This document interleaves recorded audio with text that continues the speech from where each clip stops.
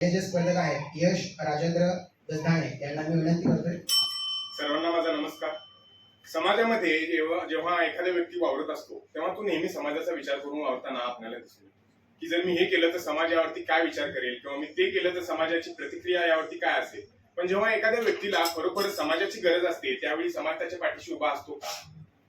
तर नाही.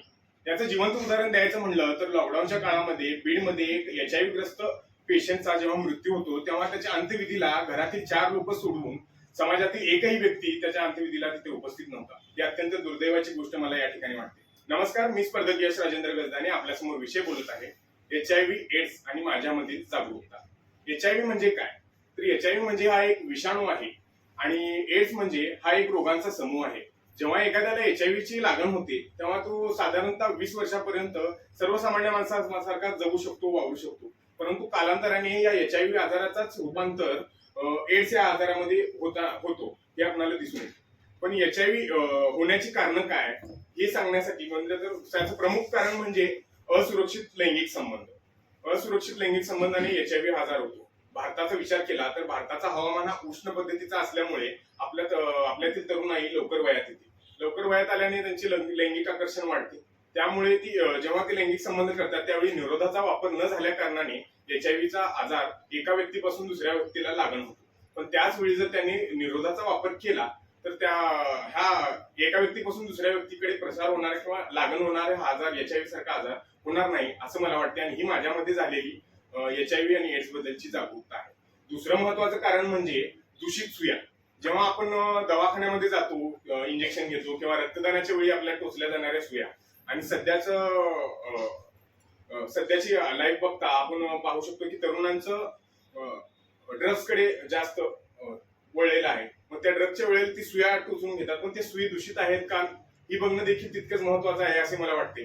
कारण जुन्या काळामध्ये जेव्हा सुया वापरल्या जात होत्या त्या सुया वापरून नंतर त्याला एकदा वापरलेली सुई परत गरम पाण्यामध्ये उकळून किंवा धुवून ती परत पुन्हा वापरण्यात घेतली जात होती. पण सध्याच्या काळामध्ये ती बंद झालेली आहे. पण तरी देखील आपल्या कर्तव्य आहे की सुई दूषित आहे का ही तपासणे आपल्यासाठी किंवा आपल्या समाजासाठी महत्वाचे आहे असं मला वाटते.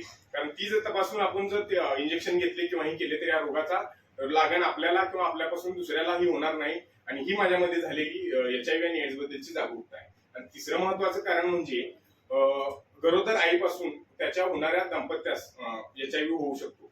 पण जर त्या आईनेच वेळीच दक्षता घेतली आणि HIV ची चाचणी करून त्याचा वेळेवर उपचार चालू केला तर नक्कीच त्याच्या होणारा दाम्पत्य किंवा मूल त्याला HIV ची लागण होणार नाही किंवा तो निगेटिव्ह असा जन्म घेऊ शकतो, हे होऊ शकतो. पण आपण पाहू शकतो आपण ज्या समाजामध्ये राहतो किंवा ज्या समाजामध्ये आपण वावरतो त्या समाजामध्ये HIV बद्दल फार गैरसमज पसरलेला आपल्याला दिसून येतो.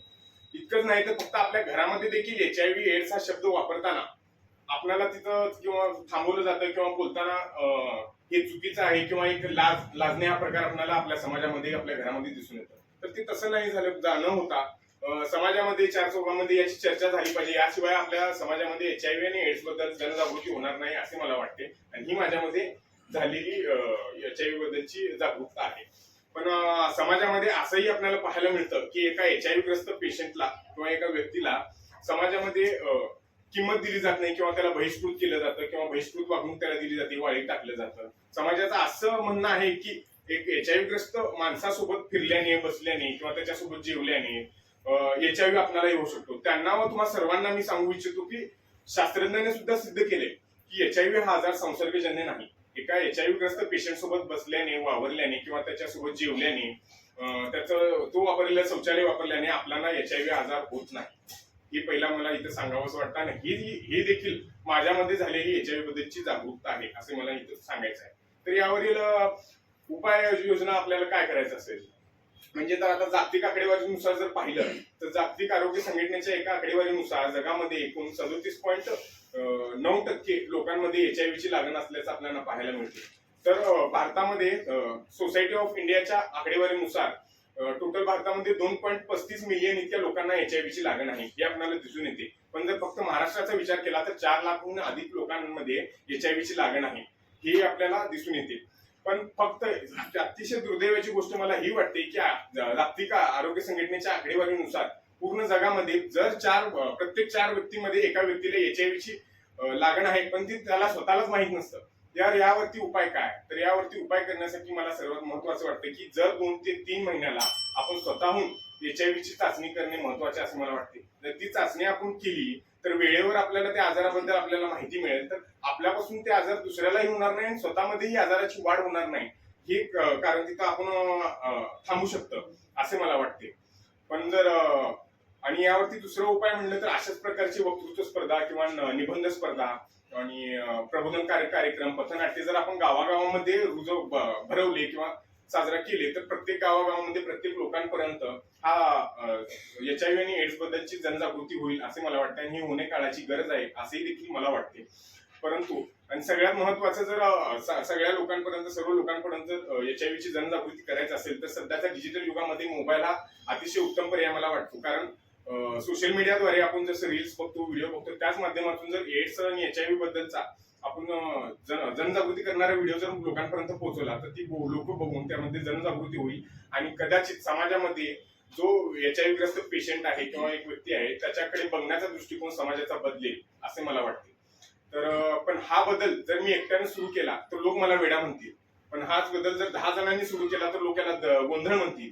जर हा बदल करण्याचा प्रयत्न 100 जणांनी मिळून केला तर लोक याला दंगल म्हणतील. पण तुमच्या आमच्यासारख्या हजारो लाखो तरुणांनी जर हा बदल करण्याचा प्रयत्न केला तर लोक याला नक्कीच क्रांती म्हणतील आणि ही क्रांती तुमच्या आणि आमच्यातून घडो असाच आशावाद व्यक्त करतो आणि थांबवतो. धन्यवाद.